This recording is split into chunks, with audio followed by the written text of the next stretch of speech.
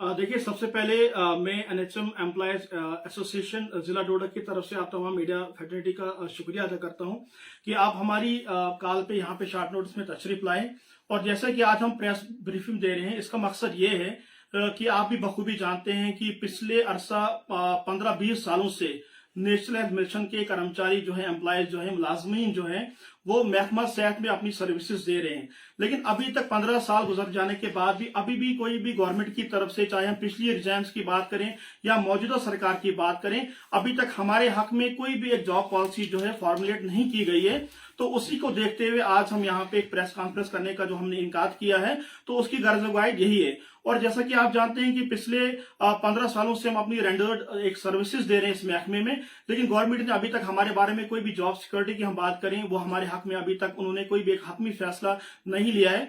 अगर हम पिछले सालों की बात करें, अरसा 2015-13 से हमने बहुत बार रोड्स को भी हिट किया, डिफरेंट क्वार्टर्स पे हम अपने रिप्रेजेंटेशंस भी हमने गवर्नमेंट के सामने रखी और हमें सिर्फ आश्वासन दिया गया। और 2017 और 18 की अगर बात करें, उस दिन की जो हुकूमत थी, उस टाइम एक टॉप ब्रॉस ब्यूरोक्रेट्स की एक निगरानी में जो है 2 कमिटीज को 2 साल में मुसलसल कंस्टिट्यूट किया गया, ताकि वो हमारे इश्यूज को, हमारी जो लॉन्ग पेंडिंग ग्रीवेंसेस थे, उनको एग्जामिन करके गवर्नमेंट के सामने अपनी रिपोर्ट पेश करें। और तब के जो हमारे हेल्थ के, स्वास्थ्य के जो मंत्री थे बाली भगत जी, उन्होंने हेड ऑफ दी जो असेंबली में उन्होंने उस दिन ये वाजे किया था कि हमने एक फेस्ड मैनर में 1024 के एक बैच करके जो है हमने फाइनेंस महकमे को अपनी फाइल सबमिट की है और उस तरफ पे 1024 एम्प्लॉयज को जो है रेगुलर किया जाएगा। लेकिन अभी तक 2017 गुजर जाने के बाद, 18 के बाद आज 21-22 है, तो आज अभी तक हमारे सामने ये चीज क्लियर नहीं हुई कि अगर उस दिन फाइनेंस महकमे को हमारी फाइल दी जाती है, तो उस फाइल का कहां वेयर अबाउट से हमारे पास उसका अभी तक कोई भी एक ब्लैक एंड व्हाइट में सामने नहीं आया। और आप रिसेंटली देखिए कि हमारे मुलाजमीन जो है जहां बाग भी बहुत हो गए, चाहे हम कोविड पैंडेमिक की बात करें या इससे पहले भी बहुत हुए, लेकिन अभी तक हमारे सामने ये भी क्लियर नहीं होता है कि हमारे हक में सोशल सिक्योरिटी बेनिफिट जो है वो नहीं दिया जा रहा है। तो हम आज आप सारे मीडिया बंधु के चैनल के माध्यम से हम गवर्नर इंतजाम से यही दरखास्त करते हैं कि हमारे लिए जॉब पॉलिसी जो है वो फ्रेम की जाए। अगर आप वन गो में नहीं कर सकते हैं, फेस्ड मैनर में हमारे लिए एक रेगुलराइजेशन पॉलिसी का एक साधन कीजिए। और हमें इस चीज का एतराफ है और हम इस चीज को एडमिट करते हैं कि गवर्नमेंट के सामने किसी भी एम्प्लॉयज के लिए फॉर्मुलेशन ऑफ पॉलिसी को बनाना ये एक थोड़ा चैलेंज रहता है। लेकिन हम चाहते हैं कि फेस्ड मैनर में बने एक पॉलिसी का एक रोड मैप हमारे सामने लाया जाए और तब जब तक ये चीजें होती हैं तब तक इंटरम रिलीफ दिया जाए। जैसे जब यूटी हमारा यहाँ पे जम्मू कश्मीर बना और यूटी में हमारा सेंट्रल एक्ट लागू हो जाता है, मिनिमम वेजेस एक्ट जो है, जिसपे इक्वल पे की हम बात करें, वो चीज हम पे लागू किया जाए। अगर हम बाकी यूटी और स्टेट्स की बात करें, वहां पे अगर आप सैलरी का डेकोरम देखेंगे, यहाँ पे सैलरी बहुत मीगर मिलती है और बिलखुसूस इसमें पैरामेडिकल स्टाफ जो है वो पिस रहा है। तो हम चाहेंगे कि दूसरे स्टेट्स और यूटी की तरफ पे यहाँ के एम्प्लॉयज को भी at par with regular employees जो है उनकी सैलरी को भी अनाउंस किया जाए।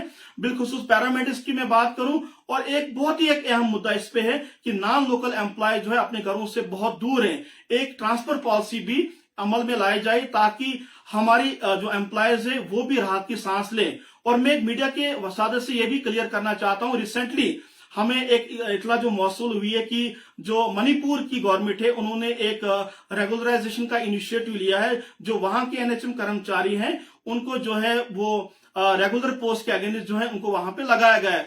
अगर बाकी स्टेट्स या यूटी इस तरह के इनिशिएटिव ले सकती है तो जम्मू कश्मीर क्यों नहीं ले सकती है। हम यहां से ये वाजे करना चाहते हैं, ये आपकी हमारी आवाज जो है, जो कंसर्न क्वार्टर्स पे हायर अप्स बैठे हैं, उन तक पहुंचाना चाहते हैं कि जब हम उनसे मुलाकात करते थे पिछले सालों में, वो ये कहते थे, ये दिलासे दिलाते थे कि अगर बाहर की स्टेट या यूटी करती है, हम भी इस तरह का इनिशिएटिव जो है आपके सामने लेंगे। अगर वो कर सकते हैं तो हमारी स्टेट इस तरह की पहल क्यों नहीं कर सकती है। ये बताते हुए मुझे बहुत ही फख्र महसूस होता है कि हमारे बड़े बड़े नेता लोग, हमारे बड़े बड़े ब्यूरोक्रेट्स, मंत्री लोग या पिछले जितने भी वजीर आला यहाँ के रह चुके हैं, हर एक ने फख्र से कहा है कि एनएचएम जो है बैकबोन है।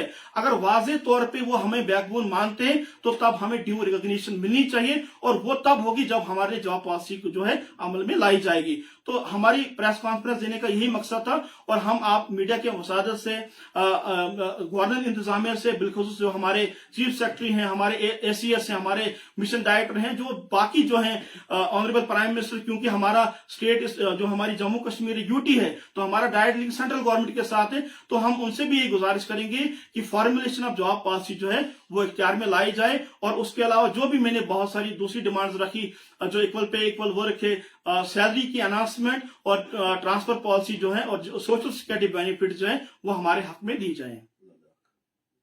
सर मुझे ये बताएं कि अभी रिसेंटली जो है आप जैसे रेगुलराइजेशन पॉलिसी के बारे में बता रहे हैं, तो सभी डेली वेजर्स जितने भी हैं वो सभी मांग कर रहे हैं, लेकिन किसी को अभी तक मिली नहीं है। और जो सेंट्रल गवर्नमेंट के जो यहाँ से जनरल सेक्रेटरी हैं बीजेपी के, उन्होंने कहा था कि ये सब ड्रामा है, हमने किसी को कुछ नहीं करना। उन्होंने क्लियर ऐसी चीज़ें बताई थी यहाँ पे इंटरव्यूज़ में मीडिया को।